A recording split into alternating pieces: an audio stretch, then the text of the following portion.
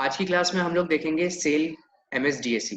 जो cell company हमारी central electronics limited company जो गवर्नमेंट कंपनी है, उस कंपनी के MSDAC अब लगने चालू हो गए हैं हमारे सेक्शन में, और बहुत ही बड़े लेवल पे। तो जब सबसे ज़्यादा हमारे सेल एक्सेल काउंटर ही लग रहे हैं, तो इसलिए सोचा कि सेल एक्सेल काउंटर से रिलेटेड ही जो बात करी जाए, पहले वही देखा जाए कि सेल एक्सेल काउंटर के अंदर क्या क्या होता है, क्या क्या मेंटेनेंस करना होता है, किस तरीके से उसके अंदर फेलियर आइडेंटिफाई कर सकते हैं। और मेरे पास यहाँ पे इसका टूल भी है कि उसकी जो प्रोग्रामिंग टूल होता है, प्रोग्रामिंग टूल भी मैंने डाउनलोड कर लिया है साइट से। तो प्रोग्रामिंग कैसे होती है उसकी, कि अगर आपको यार्ड के लेआउट में कुछ अल्ट्रेशन करना है और उसमें आप कैसे अल्ट्रेशन कर सकते हैं, तो वो प्रोग्रामिंग। इसके अलावा ट्रबल शूटिंग सॉफ्टवेयर एक इनने टेम्परेरी बेसिस पर डाला हुआ है सेल एक्सेल काउंटर ने, और ट्रायल बेसिस कि वो सॉफ्टवेयर से अगर मैं कनेक्ट करूंगा, तो उसे कनेक्ट करने के बाद मेरा ट्रबल शूटिंग की क्या प्रॉब्लम है। जैसे अगर आप लोगों ने जहाँ पे पहले से MSDAC लगा हुआ है, लाइक सी केबिन के अंदर एल्डाइन का MSDAC लगा हुआ है। एल्डाइन का MSDAC के अंदर आपने देखा होगा कि वहाँ पे एक सिस्टम रखा हुआ है, पीसी रखा हुआ है। वो पीसी के अंदर एक सॉफ्टवेयर इंस्टॉल्ड है। उससे हम ट्रबल शूटिंग देख सकते हैं कि अगर बार बार कभी प्रॉब्लम हो रहा हो, वो अलग बात है, आधे से ज़्यादा टाइम वो खराब पड़ा रहता है। बट अगर हम उससे कनेक्ट कर लेते हैं और कनेक्ट करके हम आइडेंटिफाई कर सकते हैं कि हमारी डीपी में क्या फेलियर है, क्या क्या रीज़न हो सकते हैं, तो हमें ज़्यादा टाइम नहीं लगेगा किसी भी फेलियर को ढूंढने के लिए। तो इसी टाइप से इसका भी एक सॉफ्टवेयर इन्हें डाला है, फ्री ऑफ कॉस्ट है वो सॉफ्टवेयर। बाकी इनका जो मेजर पार्ट जो अलग से आता है, उसके बारे में अभी डिटेल करूंगा, उनके मैनुअल में लिखा हुआ है। वो मैनुअल में सॉफ्टवेयर के बारे में कुछ नहीं दिया है। तो इंस्टॉलेशन सेल का एक्सेल काउंटर का, जो एक्सेल काउंटर की बात करें, पहले सबसे पहले मैं बात करूंगा कि MSDAC और SSDAC, इनके बीच में मेजर डिफरेंस क्या है। आज भी बहुत सारे लोग हैं जिनने MSDAC नहीं देखा है, वो डायरेक्टली अगर एक्सेल काउंटर देखने आते हैं MSDAC को। सिंगल सेक्शन तो सबने देखा हुआ है, चाहे एनालॉग देखा होगा चाहे डिजिटल देखा होगा, but single section axle counter हमारे टाइम बहुत टाइम से यूज हो रहा है। टी केबिन पे भी एनालॉग एक्सेल काउंटर लगे हुए हैं, सी केबिन पे भी लगे हुए हैं, बाकी यार्ड्स में भी लगे हुए थे पहले। और आज भी जहाँ पे अभी पुराने यार्ड्स हैं, वहाँ पे अभी भी एनालॉग एक्सेल काउंटर या सिंगल सेक्शन एक्सेल काउंटर लगे हुए हैं, और उन्हें हम मेंटेन कर रहे हैं। तो सिंगल सेक्शन एक्सेल काउंटर के अंदर आपने देखा होगा, जैसे ये मान लीजिए मेरे पास ये ट्रैक सर्किटेड एक प्लान है किसी यार्ड का। T1 एक ट्रैक सर्किट है, तो T1 को कवर करने के लिए मेरे को 2 डीपी लगेंगी। T2 को कवर करने के लिए भी 2 डीपी लगेंगी। T3 को भी कवर करने के लिए 2 डीपी, इधर 3 डीपी हो जाएंगी, क्योंकि ये मल्टी सेक्शन बने। गाड़ी सीधे भी जा सकती है और ये पॉइंट जोन के कारण से इधर भी आ सकती है। तो मतलब अगर आप देखें तो 1 2 3 4 5, T1 के लिए 2 1 2, T2 के लिए 2, T3 के लिए 3, तो 2 + 2 4, 4 + 3 7। तो 7 डीपी की रिक्वायरमेंट होती है मेरे को इन 3 ट्रैक सर्किट को कवर करने के लिए, अगर मेरा सिंगल सेक्शन होता।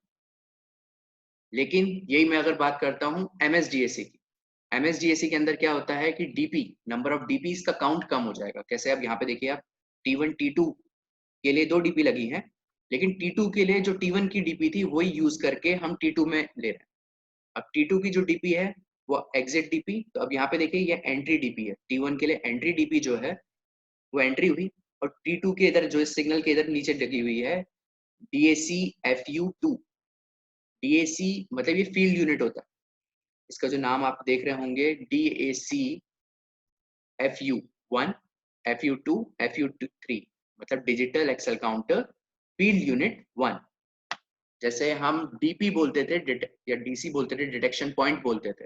एल्डाइन के अंदर हम लगी रहती है डीपी, नाम रहता है कि कितनी डीपी लगी है, तो डीपी होता है डिटेक्शन पॉइंट, फील्ड यूनिट को बोलते हैं। इस तरीके से सेल के अंदर डीपी ना बोल के वो लोग बोलते हैं DAC FU। तो सेल के अंदर ये चेंज हो जाता है उसका नॉमेनक्लेचर कि DASU FU। तो हम direct field unit 1 field unit 2, इतना बड़ा नाम बोलने की जरूरत नहीं है, हम फील्ड यूनिट 1 फील्ड यूनिट 2। तो यहाँ पे आप देखिए जो फील्ड यूनिट 1 है वो T1 के लिए एंट्री है, और फील्ड यूनिट 2 जो है वो T1 के लिए एग्जिट पॉइंट है, लेकिन T2 के लिए वही यूनिट एंट्री का काम करेगी। इसी तरीके से आप देखिए T3 के लिए जो एंट्री पॉइंट है वो T2 का एग्जिट पॉइंट है। तो नंबर ऑफ डीपी SSDAC अगर होता तो 7 लगते, और यहाँ पे लग रहा है 1 2 3 4 5। मतलब मैंने 2 डीपी 2 फील्ड यूनिट बचा लिए, सेव कर लिए 2 फील्ड यूनिट। इसके अलावा और क्या क्या एडवांटेज होते हैं वो आगे आगे हम लोग देखते जाएंगे। तो इस यार्ड के लेआउट से अब सबसे पहले हमने सेव करा क्या, जो डीपी होती है, डीपी आपने कम कर लिए, डीपी कम कर लिए तो आपका एक तरीके से मेंटेनेंस कम हुआ। कैसे? अगर आपको इन 3 ट्रैक सर्किट में लगा होता है SSDAC, तो आपको 7 डीपी मेंटेन करनी होती, 7 जगह कार्ड लेके जाने होते, 7 जगह आपको वोल्टेज लेना होता। लेकिन वही काम आपका थोड़ा सा मेंटेनेंस रिड्यूस कैसे हो गया कि वो 3 ट्रैक सर्किट का जो था मेरी 5 हो गई, तो मतलब 2 डीपी का मेंटेनेंस मैंने कम कर लिया, रिड्यूस कर लिया।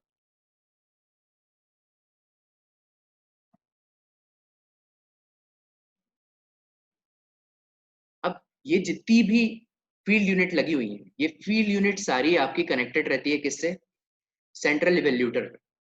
SSDAC के अंदर हमारा कोई सेंट्रल इवेल्यूटर नहीं होता, सबका जो इवेल्यूटर रहता है वो इंडिविजुअल रहता है, मतलब हर सेक्शन का इवेल्यूटर अलग रहेगा।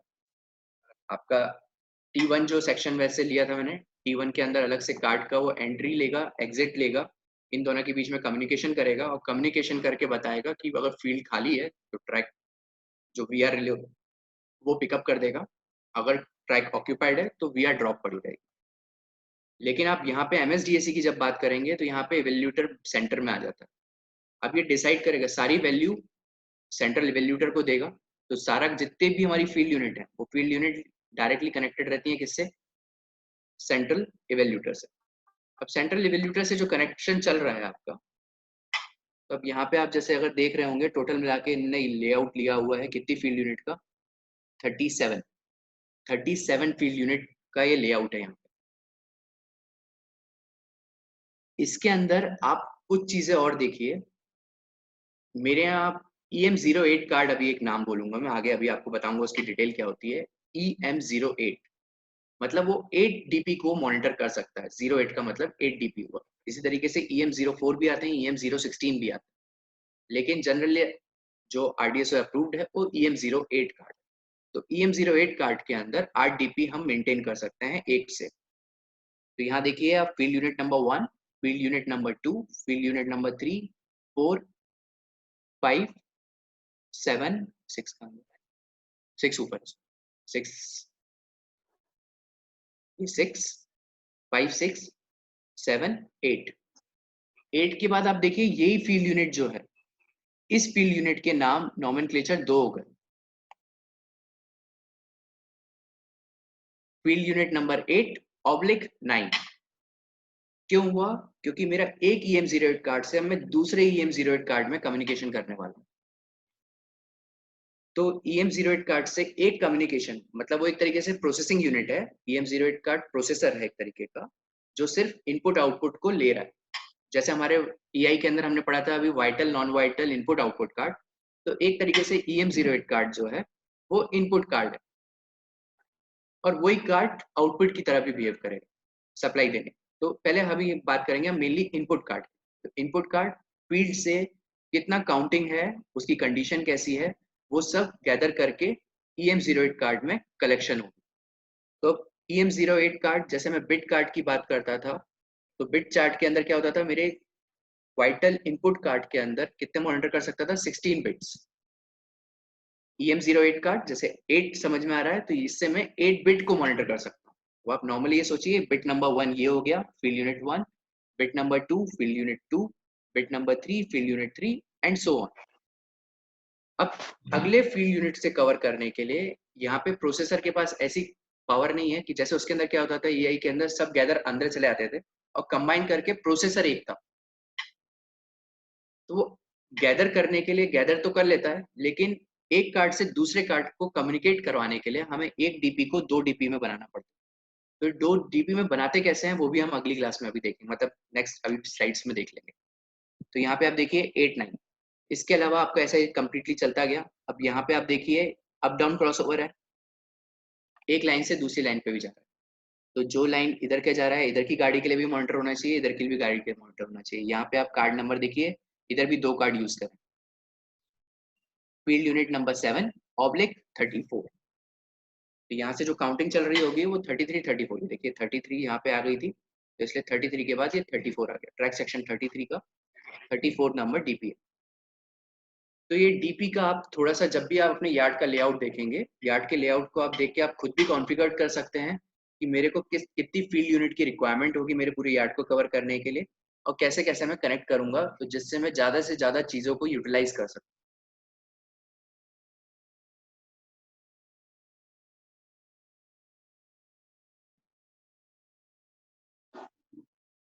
अब यहाँ पे बात होती है इसके RDSO स्पेसिफिकेशन नंबर की, जो है हमारा वर्जन 2005। तो RDSO SPN 176 2005 वर्जन 2, ये RDSO का स्पेसिफाइड नंबर है जो हमारा सेल एक्सेल काउंटर लग रहा है।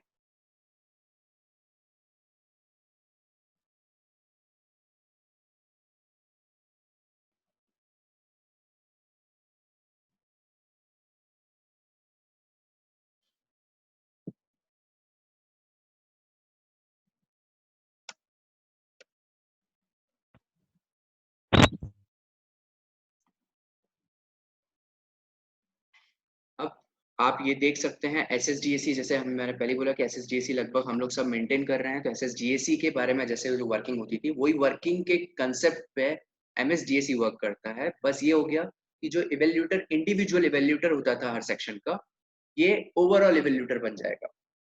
तो इसके अंदर आपका जो है सेंट्रल इवेल्यूटर के साथ ही आपका सारा काम करेगा। इसके अंदर आपका एक मैक्सिमम कैपेसिटी देके रखी है। MSDAC जो सिस्टम सेल का है वो 40 ट्रैक सेक्शन को कवर कर सकते हैं मैक्सिमम। मतलब एक जो आपका डीपी का बुक बनेगा पूरा सेटअप, 40 ट्रैक सेक्शन से ज्यादा मैं कवर नहीं कर पाऊंगा। 40 ट्रैक सेक्शन कब? जब सारे ट्रैक सेक्शन स्ट्रेट हो। अगर सब स्ट्रेट लाइन है, लाइक ऑटो सेक्शन के अंदर कभी भी हमारे यहाँ पॉइंट जोन नहीं होते, सिंपल सीधे सीधे ट्रैक होता है। तो जहाँ सीधे सीधे ट्रैक हैं वहां पे हम अगर लगाते हैं तो 40 ट्रैक सेक्शन हम कवर कर सकते हैं हमारे एक इवेल्यूटर सेट से। जो मैंने आपसे बोला कि डिजिटल एक्सेल काउंटर, जो DACFU हम लोग बोलते हैं, तो ये है आपका digital axle counter field unit. अब फील्ड यूनिट के अंदर हमने एक चीज देखी है, एक्सेल काउंटर क्या कर, इसका मेन वर्क क्या है, किस काम में काम करती है। ये फ्रीक्वेंसी बेस्ड सिस्टम है। हम लोग उसे DC वोल्टेज सप्लाई करते हैं, और DC वोल्टेज के बाद हर जगह अलग अलग रहता है। जैसे सेल के एनालॉग एक्सेल काउंटर के अंदर एक बाहर फील्ड यूनिट लगती थी जो 5 किलो हर्ट्ज की सप्लाई से TX1 RX1 TX2 RX2 supply करती थी, और दोनों कॉइल को ट्रांसमिट करके वो फ्लक्स जनरेट करता था। तो यहाँ पे भी वही है, बस फ्रीक्वेंसी का चेंज हो गया। फ्रीक्वेंसी की जो वैल्यू थी वो 5 किलो हर्ट्ज से चेंज होकर 21 एंड 23 किलो हर्ट्ज की हमने फ्रीक्वेंसी यूज कर रहे हैं। तो ये अलग अलग कंपनी का अलग अलग है। जनरली हमें प्रेफर करने को बोला हुआ है एज पर RDSO जो गाइडलाइंस हैं, वो 20 टू 30 किलो हर्ट्ज तक की फ्रीक्वेंसी एक्सेल काउंटर यूज कर सकते हैं। तो कंपनी टू कंपनी ये 21 23 डिफर हो सकती है। कुछ जगह 27 25 मिलेगी, 23 27 मिलेगी। लेकिन कम से कम यहाँ पे आप जब भी एक्सेल काउंटर का कहीं पे भी रीडिंग देख रहे होंगे, आप एक चीज नोट करेंगे कि कम से कम 2 किलो हर्ट्ज का डिफरेंस होता है दोनों में। अगर दो फ्रीक्वेंसी यूज जो कर रहे हैं हम, 2 किलो हर्ट्ज का फ्रीक्वेंसी डिफरेंस होता है। 21 23 23 25 25 27, मिनिमम 2 किलो हर्ट्ज का इसलिए डिफरेंस रखा क्योंकि इंटरफेरेंस होता है। इंटरफेरेंस क्या कहता है कि एक का डेटा दूसरे से मिसमैच होना। एनालॉग एक्सेल काउंटर के अंदर मेजर ड्रॉबैक जो था वो यही था कि वो दोनों के अंदर जो फ्रीक्वेंसी जनरेट करता था वो 5 किलो हर्ट्ज का। अब 5 किलो हर्ट्ज अगर आपका जनरेट कर रहा है उसके अंदर, तो एक डेटा दूसरे से कई बार मिसमैच होके अनसेफ फेलियर अकर हुए हैं उससे। तो वो अनसेफ कंडीशंस को हटाने के लिए बीच में गाइडलाइंस आई थी कि एनालॉग एक्सेल काउंटर को खत्म ही कर देना। अब कहीं पे भी नया एनालॉग एक्सेल काउंटर नहीं लगाना। यही रीजन है कि सेल ने उसको मैन्युफैक्चरिंग ही बंद कर चुका। सेल अब एनालॉग एक्सेल काउंटर नहीं बनाता, वो सिर्फ डिजिटल बना रहा है। सेल छोड़िए, कोई भी कंपनी, चाहे एल्डाइन हो, प्रेशर्स, थेल्स, कोई भी कंपनी है, एनालॉग एक्सेल काउंटर नहीं बना रही है। वो सब डिजिटल बना रही है, और डिजिटल के अंदर उनकी frequency range 20 kilohertz to 30 kilohertz range की बीच में होगा, और दोनों के बीच में minimum 2 kilohertz frequency difference होगा इंटरफेरेंस को रोकने के लिए। तो यहाँ पे जो एक्सेल काउंटर है, यहाँ पे जो फील्ड यूनिट होती है वो कम्प्लीटली एक माउंट, हमारे यहाँ जो सेंसर्स हैं, जो सेंसर्स आएंगे वो दो सेंसर्स की ऑपरेटिंग वैल्यू है उसकी 21 किलो हर्ट्ज 23 किलो हर्ट्ज। एल्डाइन के अंदर दोनों जो हमारी डीपी रहती हैं जो कॉइल्स रहती हैं वो अलग अलग सेपरेट रहती हैं, बट अब धीरे धीरे क्या हो गया, उसके अंदर भी चेंजेस करके कॉइल को कंबाइन देना चालू कर दिया कि गलती से कोई 21 की जगह 23, 23 की जगह 21 किलोहर्ट्ज यूज ना कर ले।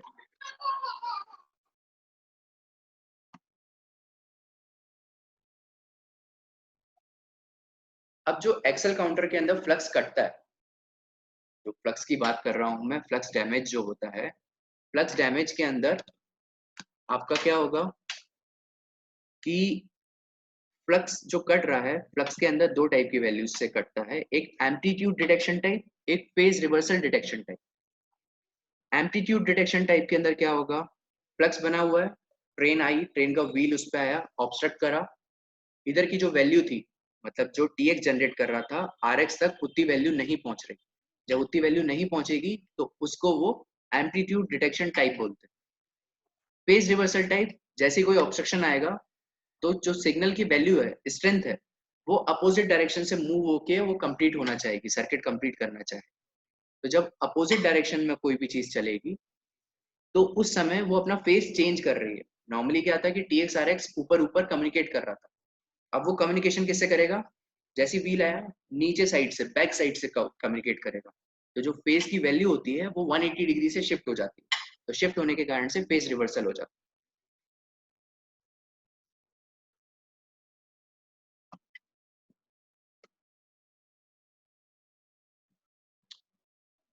अब जो हमारा फील्ड यूनिट लगा रहता है उसके अंदर भी माइक्रो कंट्रोलर है। जैसे ये डिजिटल की बात कर रहे हैं, तो जहाँ पे भी डिजिटल वर्ड आ गया तो मतलब हम इलेक्ट्रॉनिक्स फील्ड में घुस चुके हैं। अब इलेक्ट्रॉनिक फील्ड में आ गई तो इलेक्ट्रॉनिक फील्ड जो है वो बिना माइक्रो कंट्रोलर के वर्क नहीं कर सकती। तो यहाँ पे भी माइक्रो कंट्रोलर फील्ड पे लगा हुआ है, और उसकी जो आर्किटेक्चर डिजाइन है वो 2 आउट ऑफ 2 आर्किटेक्चर। मतलब वहाँ पे दो सिस्टम्स लगे हुए हैं, आप जब जाएंगे तो दो सिस्टम मिलेंगे आपको सीपीयू कार्ड के अंदर, वो इसमें भी आपको भी बता दूंगा, उसकी फोटोज हैं इसमें। तो दो सिस्टम मिलेंगे, दोनों के अंदर सप्लाई जाएगी, दोनों से सप्लाई बाहर निकलेगी, और जो सप्लाई को कंपेयर करके अगर दोनों की वैल्यू एक ही रहेगी, मतलब सिस्टम 1 की वैल्यू भी सेम है, सिस्टम 2 की वैल्यू भी सेम है, तब जाके वो प्रॉपर आउटपुट को कहाँ भेजेगा, सेंट्रल इवेल्यूटर को। ये फील्ड यूनिट की बात कर रहा हूँ, तो फील्ड यूनिट के अंदर भी माइक्रो कंट्रोलर लगा हुआ है जो 2 आउट ऑफ 2 आर्किटेक्चर पे वर्क करता है। जब तक दोनों आउटपुट सेम नहीं मिलेंगे वो डेटा सेंट्रल इवेल्यूटर को नहीं भेजेगा।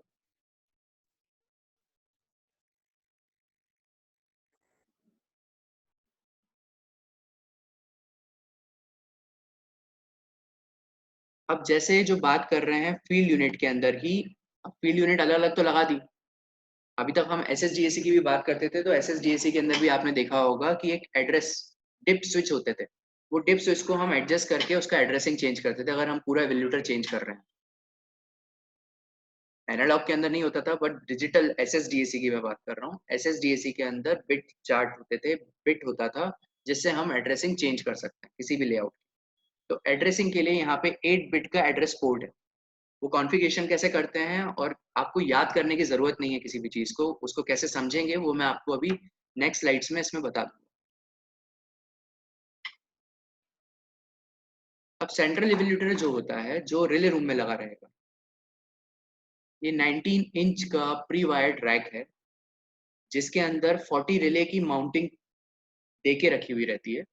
कि मतलब, क्योंकि मैंने आपसे क्या बोला कि एक इवैल्यूएटर सेट 40 ट्रैक सेक्शन को मॉनिटर कर सकता है, तो ये मैक्सिमम उसने बता दिया कि जो भी आपके पास इवैल्यूएटर सेट आएगा वो 19 इंच के प्री वायर्ड के साथ 40 रिले के माउंटेड रैक के साथ आएगा। मतलब उसके अंदर हम 40 रिले लगा सकते हैं, और वो प्री वायर्ड आता है, उसकी वायरिंग करने की हमें जरूरत नहीं होती। इसलिए आप ये देखेंगे it is 19 inch pre wired rack for monitoring 40 of same rack.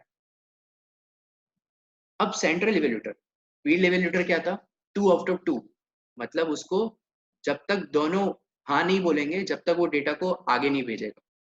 तो मतलब मुझे दोनों तरफ से उसको प्रॉपर डेटा चाहिए। लेकिन यहाँ पे अब सेंट्रल इवेल्यूटर में देखिए कंसेप्ट क्या हो जाता है, थोड़ा चेंज।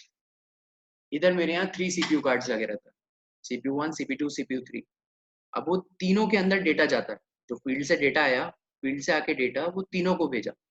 अब तीनों क्या डिसाइड करते हैं, उसमें से अगर दो ने हाँ कर दिया कि नहीं ये सही है, तो वो डेटा को डिलीवर करके उसको आगे बढ़ाएगा। इस कारण से क्या होता है, 3 में से 2 का जो ले रहे हैं हम, तो ये हाई रिलायबिलिटी और अवेलेबिलिटी बढ़ाता है।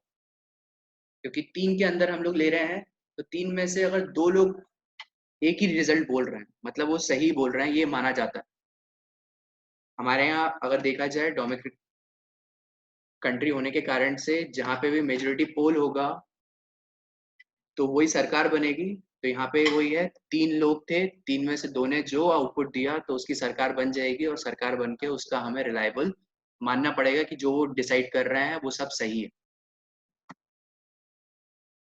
अब सेंट्रल इवेल्यूटर जो होता है वो 8 चैनल इवेल्यूटर के लिए 8 रिले ड्राइवर कार्ड होता है, जो मैंने जिसका नाम आपको बोला EM08 कार्ड। ये 8 channel relay driver card, configuration card होता है इसके अंदर ही। कॉन्फ़िगरेशन के साथ इवेंट लॉगर कार्ड होता है जो सारे इवेंट को लॉग करेगा, और इवेंट लॉगर कार्ड से ही मैं पता कर सकता हूँ कि मेरा उस टाइम पे फेलियर क्या आया था। उसका जो सॉफ्टवेयर है वो मैं नेक्स्ट क्लास में आपको बताऊंगा किस तरीके से उससे करते हैं यूज। और मॉनिटरिंग यूनिट अभी तक हमारे यहाँ बड़ौदा डिवीजन के अंदर कहीं भी किसी भी स्टेशन पे नहीं लगी है। मॉनिटरिंग यूनिट ये उसी सॉफ्टवेयर का एकदम प्रॉपर पार्ट है। ये सिस्टम आता है लगभग 1 लाख का, जो पर स्टेशन पड़ेगा। तो 1 लाख की कॉस्टिंग के अकॉर्डिंग ये अगर मॉनिटरिंग यूनिट लग जाता है हर स्टेशन पे, तो ये इवेल्यूटर के साथ लगता है, और इवेल्यूटर से हमारी सारी बिट की, सारी डीपी की क्या क्या प्रॉब्लम आ रही है, कब क्या प्रॉब्लम आई थी, जैसे हम डेटा लॉगर से हम नहीं निकालते, या अभी हमारे पास एक्सेप्शन रिपोर्ट जो बनाते हैं डेटा लॉगर से, तो ये एक्सेप्शन रिपोर्ट टाइप से जनरेट करके हमें मॉनिटरिंग यूनिट दे देता है कि भैया इसमें थोड़ी सा ट्रबल हुआ था, तो आप जाके पहले एडजस्ट देख लीजिए।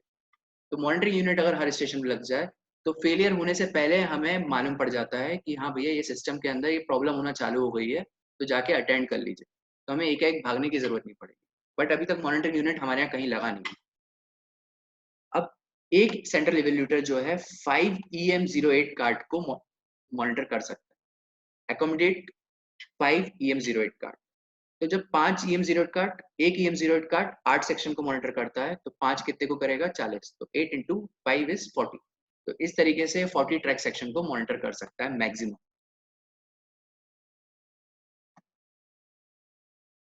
जो रिले रहती हैं ये क्यूब टाइप रिले रहती हैं। क्लास अगर खत्म होती है बीच में तो फिर से आप लॉग इन कर सकते हैं उसी आईडी से। तो ये क्यू सीरीज की 100 ओम की रिले रहती है। ये 6F6B की रिले है। 12F4B ये कॉन्फ़िगरेशन जो हमारे आते हैं, 8F8B इस टाइप का कॉन्फ़िगरेशन नहीं, इसका 6F6B की रिले है। और ये रिले का पिकअप एंड ड्रॉप रीडबैक भी लिया हुआ है। जैसे EI के अंदर हम सिस्टम का रीडबैक लेते हैं, अगर बाई चांस कोई डायरेक्टली VR के R1 R2 पे पिकअप कराना चाहे तो पूरा सिस्टम बंद हो जाएगा और सारे ट्रैक फेल हो जाएंगे। तो ये इसके अंदर फैसिलिटी दी हुई है, अगर कोई गलती से किसी भी रिले को पिकअप कराने की कोशिश करता है अनवांटेड, तो आपका पूरा सेंट्रल इवेल्यूटर फेल हो जाएगा। तो इसलिए आज की डेट में जितना भी बन रहा है हमारे फेल सेफ इक्विपमेंट बन रहा है।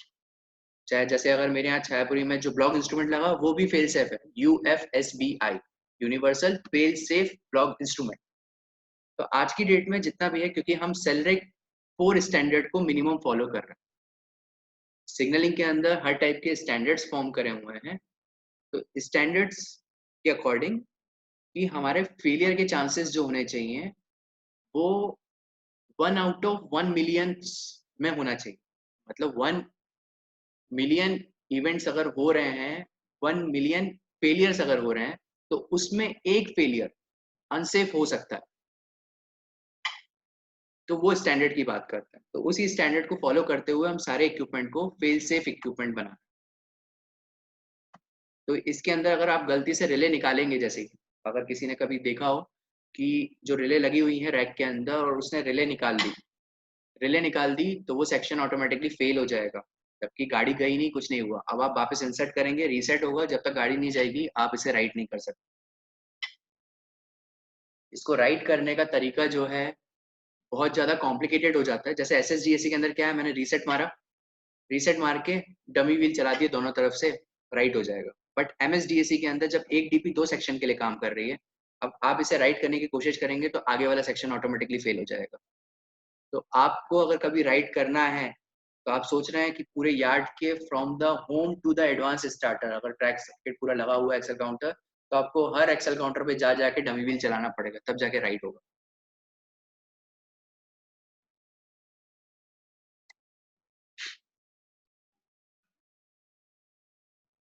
अब इवेंट लॉगर कार्ड जो होता है, इवेंट लॉगर कार्ड हमारे पीसी से इंटरफेस करता है विद सीरियल पोर्ट, क्योंकि हमारे कंप्यूटर्स जो हैं सीरियल और पैरेलल पोर्ट्स के लिए सपोर्ट करते हैं। मेनली सीरियल पोर्ट्स रहते हैं, सारे सीरियल पोर्ट्स होते हैं। पैरेलल पोर्ट्स कुछ कुछ पीसीज के अंदर अलग से आपको लगवाने होते हैं। तो सीरियल पोर्ट कम्युनिकेशन होता है इसके अंदर। ये आप देखेंगे पहला सीरियल पोर्ट जो है कम्युनिकेशन के, second serial port interface with electronic interlocking system. ये ईआई से डायरेक्टली लिंक कर सकते हैं, ये फैसिलिटी दी हुई है सेल में। मतलब सेल में हमें अलग से रिले लगाने की भी जरूरत नहीं है, अगर सिर्फ सेंट्रल इवैल्यूएटर लगा हुआ है, सेंट्रल इवैल्यूएटर से डायरेक्टली हम ईआई में कनेक्ट कर सकते हैं। जिस स्टेशन पे ईआई है तो उसका क्या हाई है क्या लो है वो ईआई रीड कर लेगा और ईआई ऑटोमेटिकली चल देगा। लेकिन ये पोर्ट के लिए परमिशन अभी तक आरडीएसओ ने नहीं दी है, इसलिए कहीं पे भी अभी तक यूज नहीं हो रहा। बट ये इनबिल्ट फीचर है हमारे सेल के MSDAC में। ये फीचर सिर्फ और सिर्फ फ्रॉशस और सेल एक्सेल काउंटर देते हैं, बाकी कोई एक्सेल काउंटर नहीं देता। अब रिले यूनिट 40 रिलेज का जो अकोमोडेट करने के लिए देके रखा हुआ है।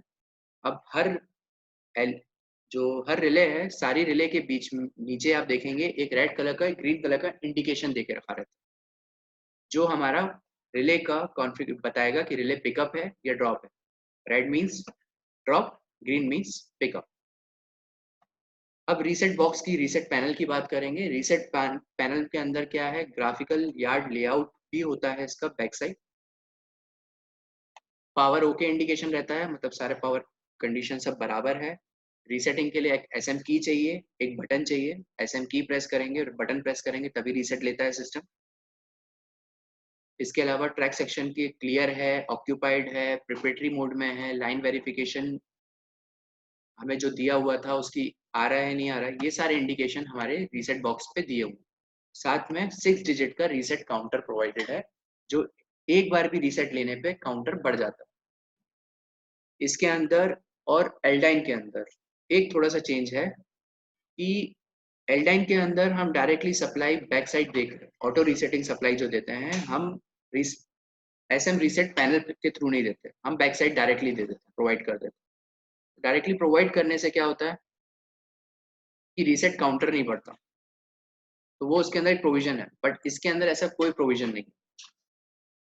इसके अंदर ये अलग से एक सिग्नल सप्लाई जो है FS के मॉड्यूलेशन में, मतलब फ्रीक्वेंसी बेस्ड सप्लाई भेजता है, उससे रीसेट लेता है। तो हम वोल्टेज दे सकते हैं but frequency based signal generate नहीं कर सकते।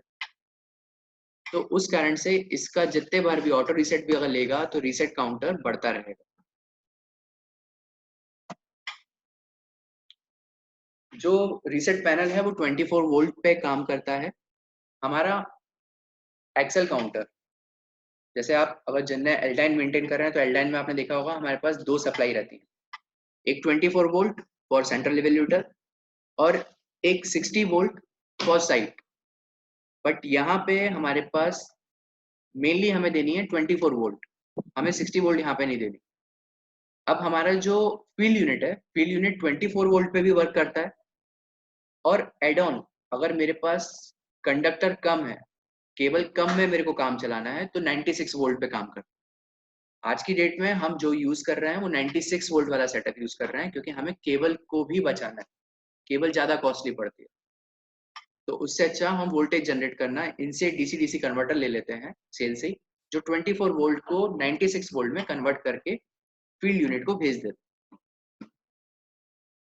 मॉनिटरिंग यूनिट जो आपका टोटल स्टेटस बताएगा कि आपका सिस्टम कैसा है, क्या है, कब क्या फेलियर हुआ, उसमें कौन सा एरर कोड आया और उस एरर कोड को मैं कैसे रेक्टिफाई कर सकता हूँ, ये मॉनिटरिंग यूनिट में होता है। ये लेकिन अभी हमारे यहाँ कहीं पे भी नहीं है, तो इसके बारे में ना तो इनने भी कोई फोटो वोटो कुछ नहीं डाली है इसकी कि मैं आपको फोटोज और उसका वो बता सकता हूँ। लाइन वेरिफिकेशन बॉक्स जो साइट पे लगाते हैं हम, जो स्टेशन मास्टर जाएगा, लाइन वेरीफाई करके उसे प्रेस करेगा, तब जाके रीसेट लेगा सिस्टम।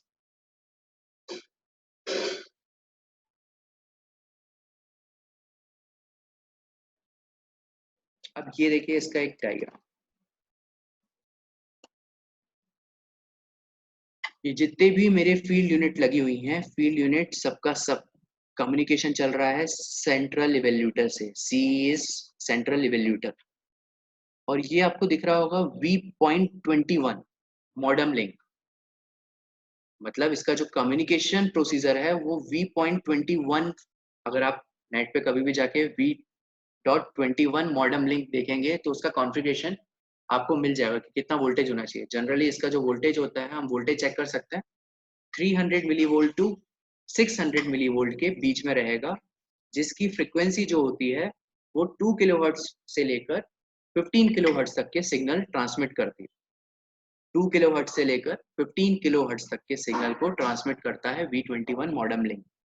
तो जब भी आप अपना मेंटेनेंस कर रहे हैं तो कम्युनिकेशन का वोल्टेज जरूर चेक करें, और कम्युनिकेशन के अंदर वो फ्रीक्वेंसी जरूर चेक करें कि उतने फ्रीक्वेंसी से कहीं कम तो नहीं हो रही है, ज्यादा तो नहीं हो रही।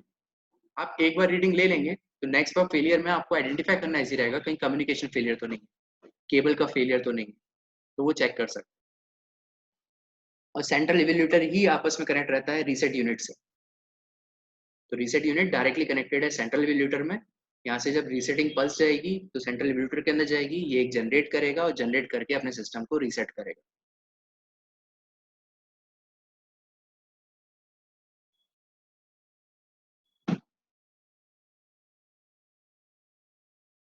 अब ये देखिए, अब सप्लाई 24 वोल्ट आई। ये डीसी डीसी कन्वर्टर्स हैं, डीसी डीसी कन्वर्टर्स को मैंने सप्लाई दी। सप्लाई देके ये एक बस बार फॉर्म कर ली। बस बार फॉर्म करके सबसे पहले कॉन्फ़िगरेशन बोर्ड पे गई, EM081, EM082, EM083 and so on up to 5 तक। इवेंट लॉगर कार्ड तक गई, और ये यहाँ से जो इवेंट लॉगर कार्ड है, इवेंट लॉगर कार्ड से आप देखिए सप्लाई जा रही है रीसेट बॉक्स के लिए या यूजर टर्मिनल। यूजर टर्मिनल जैसे अगर मेरा अपना लैपटॉप कनेक्ट करूँ, उससे इसकी वैल्यूज निकालूँ। अब हर EM08 कार्ड का एक रिले ड्राइवर कार्ड है। ये देखिए फर्स्ट EM08 कार्ड का first EM relay driver card है। तो ये 8 सेक्शन